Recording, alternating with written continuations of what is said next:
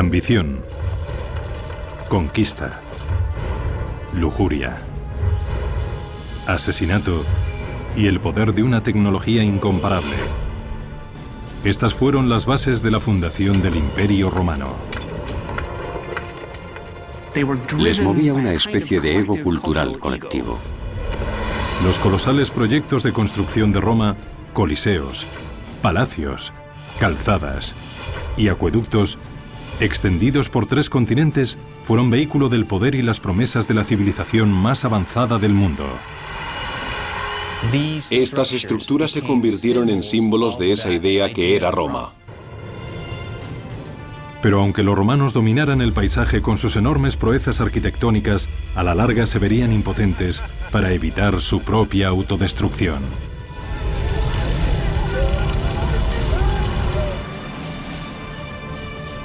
Roma, la construcción de un imperio, segunda parte.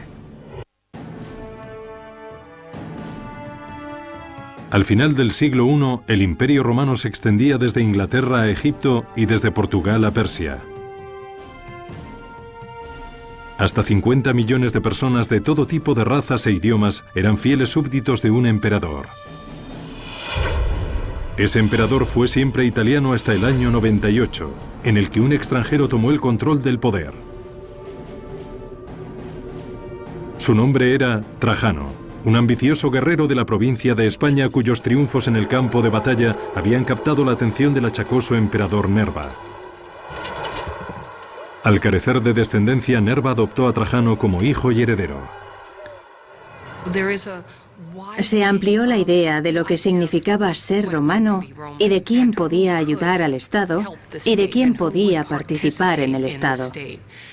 Trajano es muy buen ejemplo. Trajano es el primero de una serie de emperadores que provenían de fuera de Italia. Cuando murió Nerva, Trajano heredó el mundo romano. Inmediatamente se dispuso a demostrar su lealtad a los ciudadanos de la capital. Sabía que la mejor forma de hacerlo era apelando a su firme sentido de supremacía. Los romanos pensaban a lo grande.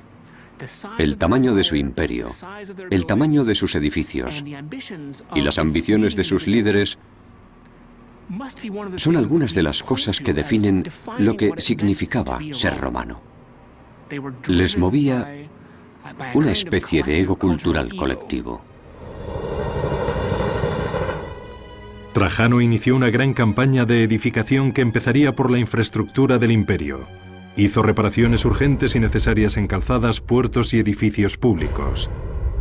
Encargó construir uno de los últimos grandes acueductos y edificó los nuevos baños públicos sobre los cimientos de la desmoronada Casa Dorada de Nerón.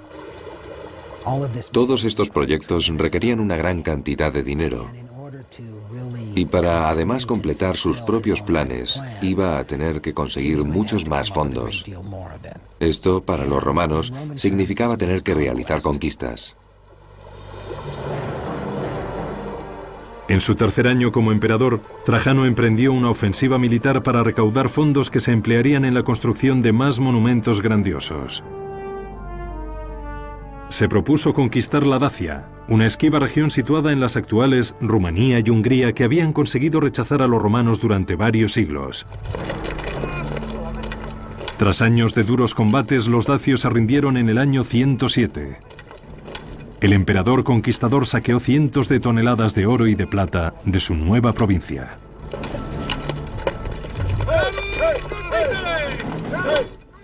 Trajano es el emperador que amplió los límites del imperio hasta su máxima extensión.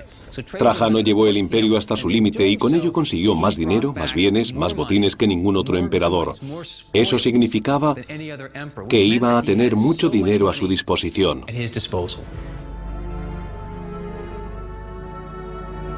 El emperador se gastó sus nuevas rentas en la ampliación de un espacio público que aliviaría la congestión en el superpoblado distrito del centro. Desde el comienzo de la República, el antiguo Foro Romano había sido el centro del gobierno, el comercio y la cultura. Allí, junto a tribunales de justicia y bibliotecas, se elevaban templos a los dioses como Saturno y Vesta. Pero cuando Roma creció hasta convertirse en la capital del mundo, el desarrollo de la ciudad empezó a expandirse fuera de sus límites. El foro era una parte esencial de la vida romana, pero el éxito de la ciudad y la presión de la población era tal que tenían que seguir construyendo continuamente nuevas direcciones. Cada emperador tuvo que construir en su momento una nueva parte del foro para su gente. En la época de Trajano, Roma era una metrópolis densamente poblada de 1 millón de personas y que seguía creciendo. Por este motivo encargó realizar un nuevo foro, más grande que todos los de sus predecesores juntos. Trajano no es que tuviera tanto dinero, pero los ingenieros, los albañiles que ponían el hormigón y todas esas personas estaban en su mejor momento. Podían conseguir hacer cosas mejores y en menos tiempo que en ninguna otra época. El hombre al que encargaron el diseño del foro de Trajano era otro extranjero, Apolodoro de Damasco. Apolodoro era un arquitecto griego que había diseñado puentes militares para Trajano durante sus batallas con Dacia. Durante aquella guerra había demostrado ser un genio de la arquitectura. Ahora Apolodoro se enfrentaba a un nuevo reto: la falta de espacio donde ubicar las grandes ideas de Trajano. Por supuesto, igual que en el actual urbanismo, la ubicación de los edificios es algo crucial. Por lo tanto, si un emperador quería construir una estructura en una determinada ubicación y tenían que arrasar ese lugar, pues tendrían que hacer exactamente eso. Para poder crear un terreno nivelado donde construir en el centro de Roma, Apolodoro ordenó a sus constructores que excavaran una gran parte de la colina quirinal adyacente al antiguo foro. Es una época anterior en miles de años a la dinamita. Los romanos tuvieron que realizar estas grandes hazañas moldeando el paisaje y moviendo los terrenos a base de mano de obra, con la fuerza de decenas de miles de esclavos trabajando a todas horas con picos y palas. Imagínense un ejército de hormigas transportando un trozo de pan. No lo llevarían todo a la vez, sino que lo descompondrían en trozos pequeños y se lo irían llevando poco a poco. Un ejército de esclavos romanos fue arrancando poco a poco toda una colina de roca de 38 metros de altitud y dejando una superficie de 55.000 metros cuadrados de terreno de primera clase en el corazón de Roma. Allí, desde el suelo de la capital, empezaría a elevarse una ciudad de mármol, reconstruida por un emperador español y un arquitecto griego. El producto final se vería en el año 112. El foro de Trajano fue una magnífica red de mármol de bibliotecas griegas y latinas, estatuas colosales, una enorme piazza central y una basílica de 2 plantas donde se hacían las leyes y procesaban las demandas.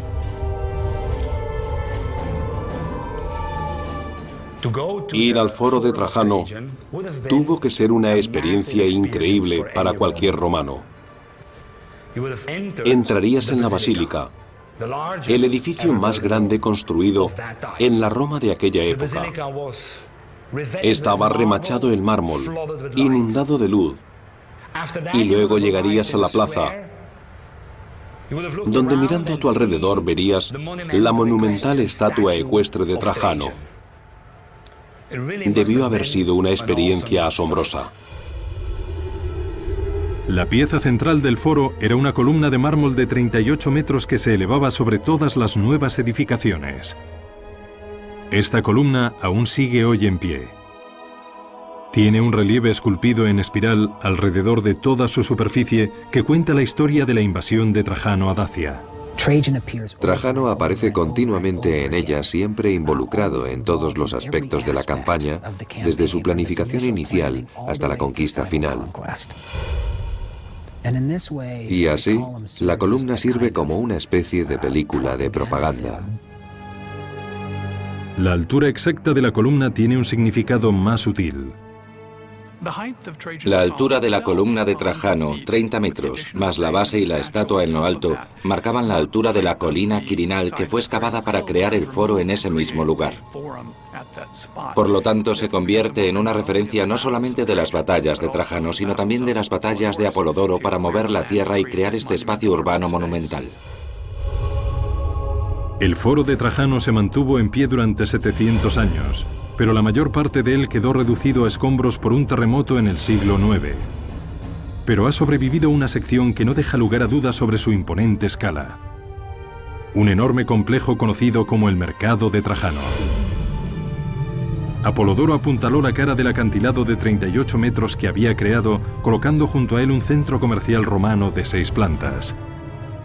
Con gran ingenio, a los 3 primeros niveles les dio forma de hemiciclo, una estructura semicircular con grandes corredores en curva llenos de escaparates. Los mercados sirvieron para reforzar la parte de la colina que se había excavado, y probablemente no fuera casualidad el que emplearan esa forma cóncava que aumentaría la resistencia contra la colina. De nuevo, es la forma de un arco tumbado sobre un lado lo que se usa para aguantar la presión de la colina adyacente. Sobre el hemiciclo se elevaban 3 niveles más con unidades que variaban desde pequeñas tiendas a grandes salas de 3 alturas.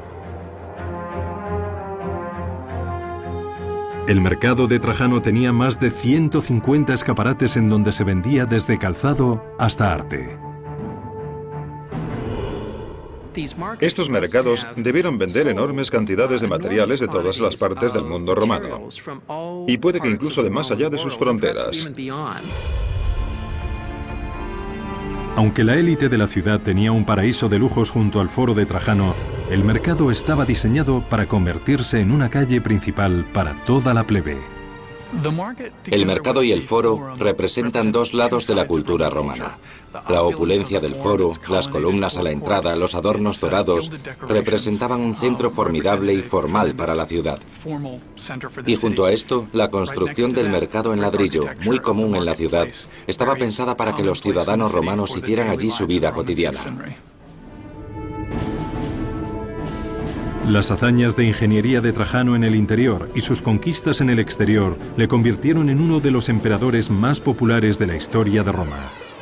Al final de su mandato, en el año 117, el imperio había alcanzado su mayor dimensión, extendiéndose por el Oriente Medio hasta el Golfo Pérsico. Pero al sucesor de Trajano se le presentaba el problema de tener que defender un territorio aún mayor. Para dar estabilidad a las fronteras del imperio, el siguiente emperador de Roma construiría una enorme barricada que protegiera el mundo romano de los bárbaros del exterior.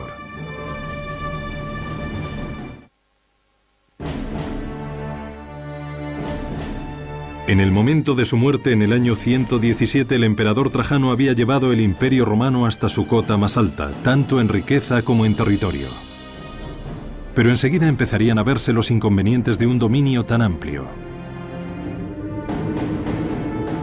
Trajano no tuvo hijos biológicos, por lo que a su muerte el imperio pasó a su hijo adoptivo, Adriano. Adriano, como Trajano, era un hombre militar y muy competente. Pero Adriano era consciente de que el imperio sería incapaz de mantener la expansión de sus fronteras. Cuanto más se expandieran sus fronteras, por supuesto, se iba a necesitar más dinero para mantenerlas protegidas. Por esta razón, no se preocupó de realizar más conquistas, sino de cómo conservar las que ya tenían. Hoy día se pueden encontrar pruebas concretas de la nueva política de defensa de Adriano en un lugar remoto del norte de Inglaterra, a 2.400 kilómetros de Roma. Cuando Adriano llegó al poder en el año 117, la mitad norte de la Britania continuaba sin ser doblegada, y los soldados romanos se enfrentaban a la doble amenaza de los gélidos inviernos y de las incursiones bárbaras.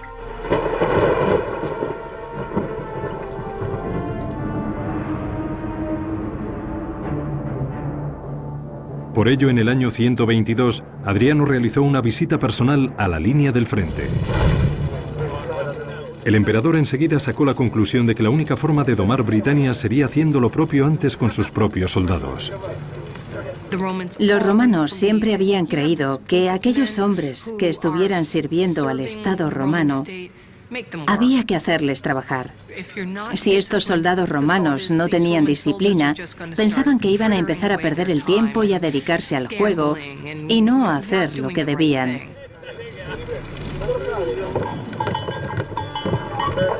Adriano puso sus legiones a trabajar en la fortificación más ambiciosa que hubiera concebido un romano. una imponente muralla defensiva de 117 kilómetros de lado a lado del país. Actualmente los hurtos practicados a lo largo de la historia han reducido el muro de Adriano a sus cimientos.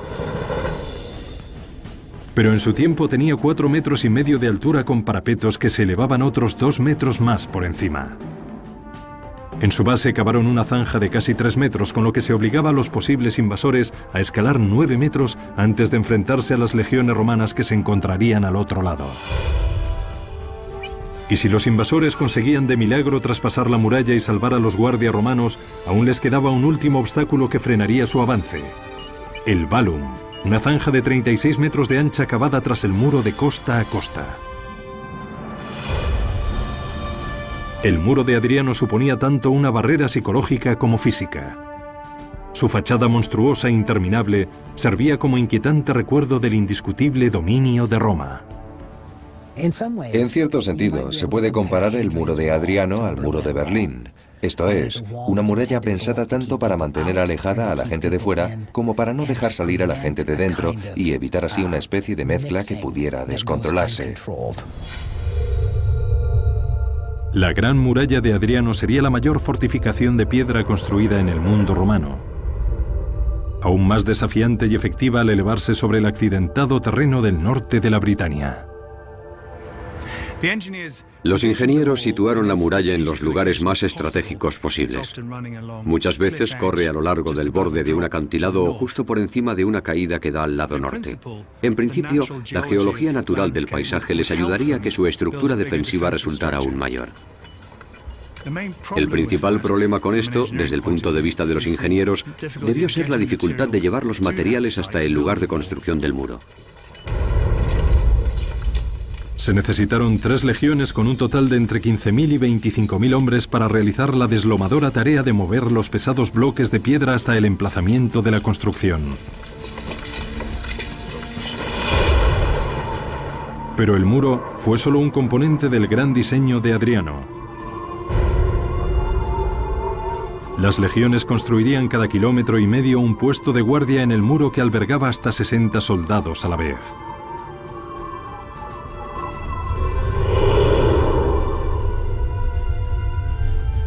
Entre cada puesto había 2 torres de vigilancia más pequeñas con centinelas que observarían desde allí la zona fronteriza.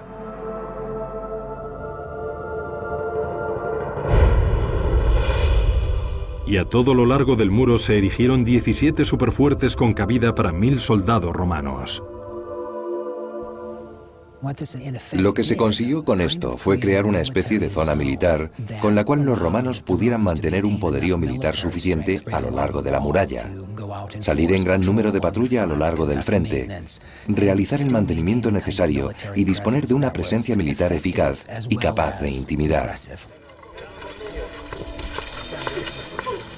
Cada uno de estos superfuertes cubrían una superficie de entre 12.000 y 20.000 metros cuadrados, dotados de sala de celebraciones, templo, barracones, hospital y una casa de baños. Todo lo necesario para mantener a un ejército. Alrededor de estos fuertes surgían ciudades para satisfacer la demanda constante de alimentos y suministros del ejército. Estos soldados romanos querían zapatos romanos, querían alfileres romanos, querían todas las cosas que podían conseguir en cualquier parte dentro del mundo romano.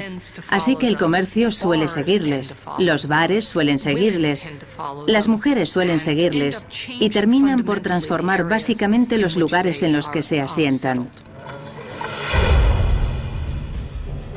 En solo 5 años se había completado la enorme barrera de Adriano de lado a lado en Britania.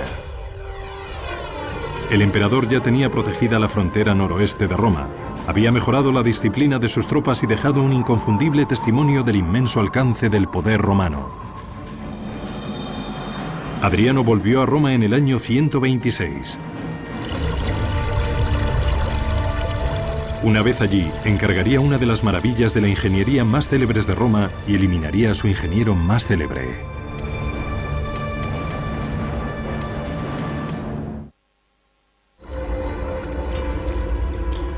En el año 126, el emperador Adriano volvió a Roma tras un viaje de inspección militar de 5 años de duración en la frontera romana.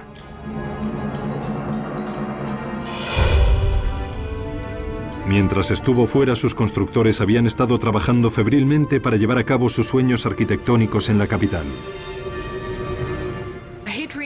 Adriano, desde luego, quería dejar su huella en Roma. Quería recuperar las construcciones de Augusto y demostrar que las podía hacer mejor. 150 años antes, el emperador Augusto se había ganado la fama de haber transformado una Roma hecha de ladrillo en una ciudad de mármol.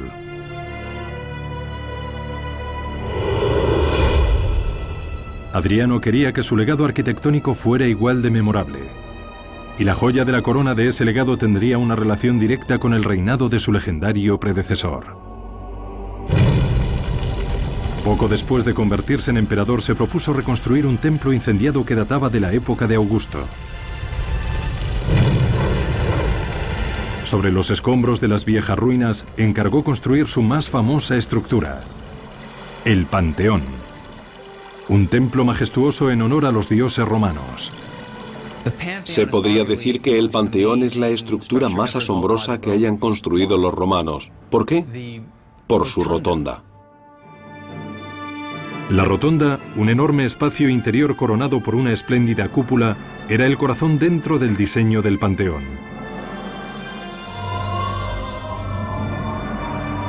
En su mismo centro, la cúpula de hormigón se eleva a 45 metros de altura y se extiende exactamente la misma longitud de lado a lado sin ningún apoyo de columnas ni contrafuertes. 45 metros es una distancia muy grande para abarcar. Debieron tener muchas agallas para intentar hacer algo con semejante anchura. El hecho de haberla construido con una anchura tan grande es uno de sus grandes logros. La cúpula del Panteón sería durante 18 siglos la estructura de hormigón sin sujeción más amplia del mundo. Antes de poder cubrir de hormigón el techo, los ingenieros de Adriano necesitaban averiguar cómo desviar el peso de su centro. De lo contrario, cuando retiraran la estructura de madera que sujetaba el techo, las 3.000 toneladas de hormigón se desmoronarían por su propio peso. Actualmente, cuando construimos con hormigón, introducimos unos cables de acero de tensión que soportan la mitad de la carga del hormigón. Los romanos no podían hacer esto, por lo tanto, la cúpula del Panteón hacía una presión constante externa hacia su base. Los ingenieros del Panteón desarrollaron varias soluciones extremas para asegurarse de que su techo y la reputación del emperador no se vinieran abajo. En primer lugar, construyeron unos muros sólidos de 6 metros de grosor que sirvieran de buena base para el techo. Utilizaron los muros verticales de los lados como sostén para soportar el peso de la cúpula que ejercía presión hacia afuera. Utilizaron los muros como contrafuerte de la cúpula. Después, según ascendía el techo hacia su cima, mezclaron materiales más ligeros con el cemento y fueron echando progresivamente capas cada vez más ligeras. El hormigón romano, como el actual, se hacía con una mezcla, normalmente de piedras, que se unían con el cemento.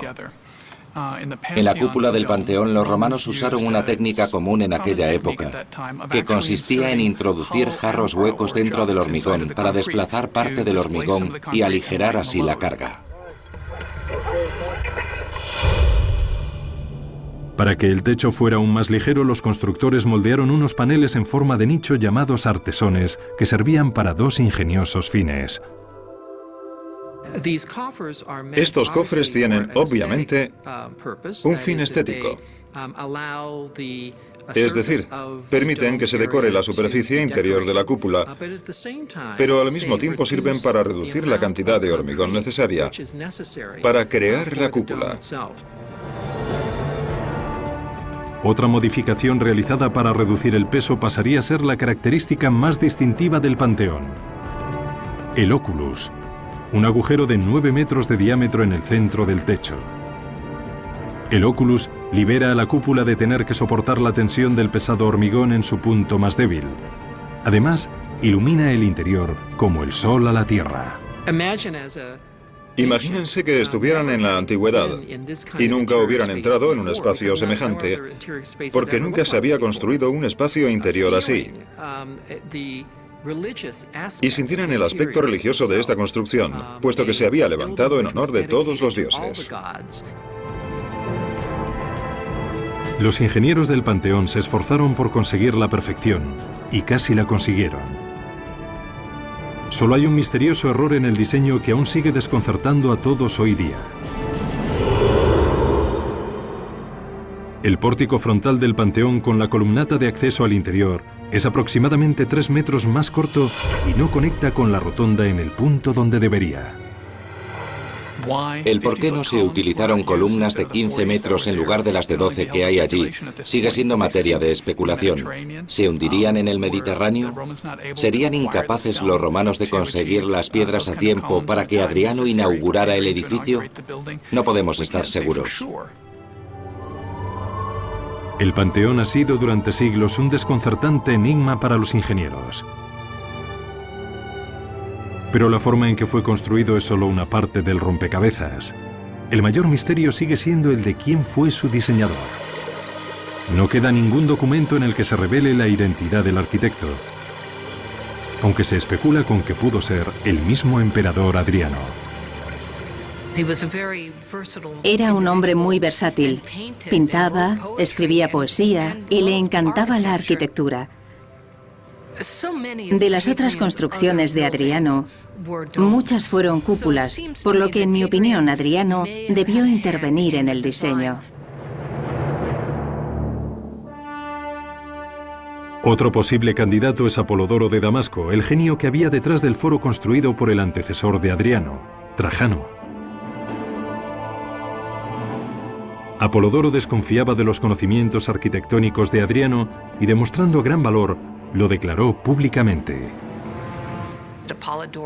Hubo un momento en el que Apolodoro le espetó a Adriano con desprecio: «Vete a diseñar tus cúpulas, calabaza».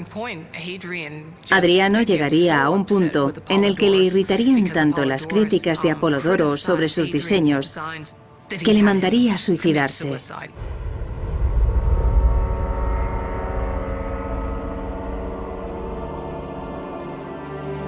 En el año 138, 8 años después de ordenar la muerte del mayor arquitecto que haya tenido Roma, Adriano murió de causas naturales a la edad de 62 años. Las 2 décadas que estuvo en el poder fueron uno de los periodos más prolíficos de construcción en la historia de Roma.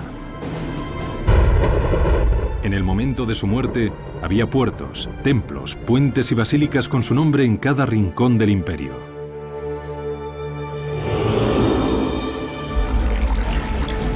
Pasaría casi un siglo hasta que otro emperador encargara hacer uno de los últimos grandes logros de ingeniería, tras el cual Roma entraría en una espiral de autodestrucción.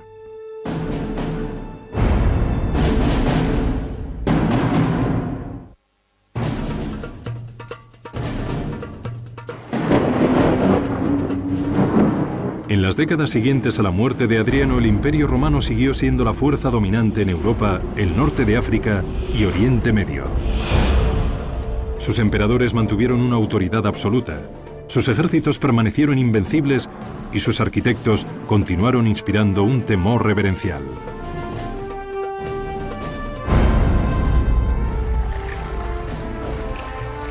Su mayor logro, un gigantesco complejo de baños romanos, fue encargado en el año 212 por un emperador intrigante y corrupto llamado Caracalla, que llegó al poder a la vieja usanza, mediante el asesinato.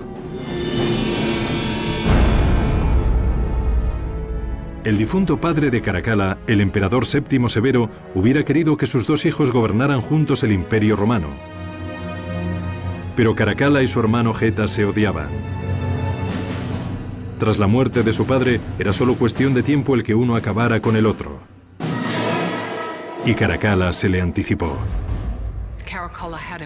Caracalla le hizo matar delante de su propia madre, lo cual me parece algo horrible. Geta fue borrado de la memoria. No solo se le quitó el nombre de las inscripciones, sino que también se despintó su imagen. Borraron su nombre, pero dejaron el hueco para que se supiera que el Estado había acabado con él y para que se recordara esa lección. Durante el mandato de Caracalla volvió a correr la sangre por los aposentos imperiales y el imperio volvía a estar en manos de un tirano que empleaba el terror como forma de gobierno. El mandato de Caracalla estuvo caracterizado por ser un hombre, el emperador, que se sitúa por encima del hombre y en la misma esfera de los dioses. Caracalla quería dejar un legado que le asegurara un lugar en la historia, como habían conseguido Vespasiano con el Coliseo, Trajano con el Foro y Adriano con el Panteón. Se tenía que demostrar a sí mismo que era merecedor del poder imperial. Tenía que probar que era incluso mejor que su padre. El nuevo emperador intentaría expiar sus pecados del pasado construyendo un complejo de baños. Los baños llevaban siglos formando parte de la vida cotidiana de Roma. Estaban concentrados en torno a unas piscinas de agua caliente y fría. Pero los baños eran algo más que el lugar donde bañarse. Eran clubs públicos abiertos a personas de toda clase. Después de terminar tu trabajo, te ibas a los baños durante un par de horas para relajarte, hablar de política, que te dieran un masaje, te hicieran la manicura o te cortaran el pelo. Había zonas donde hacer gimnasia, podías practicar la lucha y también, por supuesto, bañarte e ir a las salas de vapor a sudar. En todo caso, estarías rodeado por unas estupendas estructuras recubiertas de mármol y decoradas con estatuas. Y esto lo podía disfrutar cualquier persona. No estaban hechas para los ricos, sino para el ciudadano medio romano. Los baños habían sido siempre un proyecto de construcción muy habitual entre los emperadores romanos. Anteriores gobernantes como Nerón, Tito y Trajano habían levantado sus propios extravagantes baños, cada uno de ellos con su nombre. Y Caracalla estaba dispuesto a superarlos a todos ellos con el complejo de baños más grande que se haya construido. Los imponentes restos que aún perduran hoy son testimonio de su éxito. Como pueden ver en todo lo que aún queda hoy a nuestro alrededor, había una serie de salas gigantescas en las que había piscinas de tamaño olímpico. Había piscinas de baño con agua a diferentes temperaturas, salas de baño privadas y áreas en donde la gente se podía reunir. El edificio central era más grande que la Basílica de San Pedro y estaba adornado con oro y mármol de lado a lado. Los suelos estaban cubiertos de ricos mosaicos, de los cuales aún se conservan algunos fragmentos. En torno al edificio principal había espacios abiertos para pruebas de atletismo, y en el perímetro, bibliotecas, tiendas, restaurantes e incluso burdeles. El complejo podía alojar cómodamente a 2000 romanos. Esta pequeña ciudad estaría repleta de gente todos los días. Estas salas enormes son un testimonio de los conocimientos de ingeniería de las personas que lo construyeron. Superaron con creces a todos los demás baños que se habían hecho anteriormente.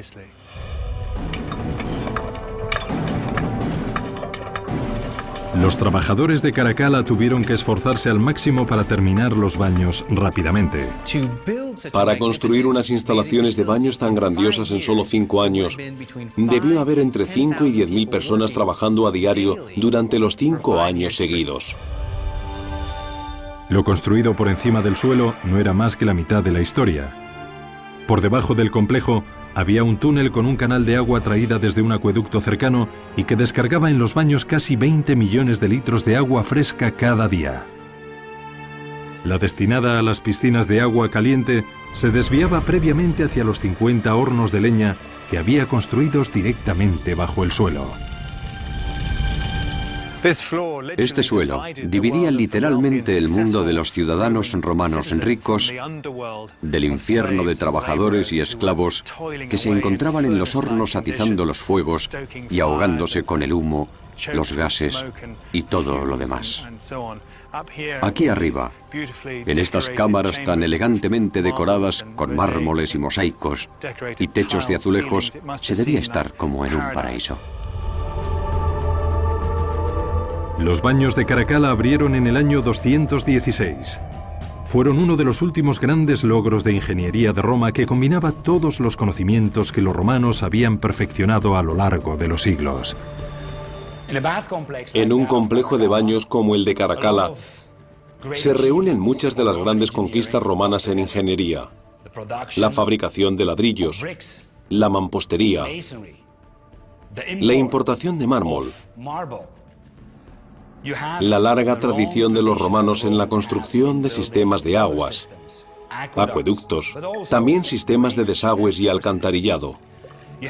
Por otra parte, la larga experiencia en el uso del hormigón, que les permite crear grandes espacios y cubrirlos con bóvedas y cúpulas enormes. Los baños de Caracalla fueron un éxito asombroso, pero no se puede decir lo mismo de su mandato. A pesar de que su proyecto favorito estaba forzando al límite la economía romana, Caracalla siguió provocando una hemorragia de fondos con las costosas invasiones de Partia y Armenia, regiones orientales que llevaban un siglo sin estar bajo el control de Roma, desde la época de Trajano. Al igual que Trajano, Caracalla esperaba cimentar su legado mediante la conquista, pero le esperaría un destino diferente. En el año 217, tras 6 años de mandato caracterizados por la crueldad y la intimidación, Caracalla fue pasado a cuchillo por sus propios guardias durante una campaña militar en Oriente.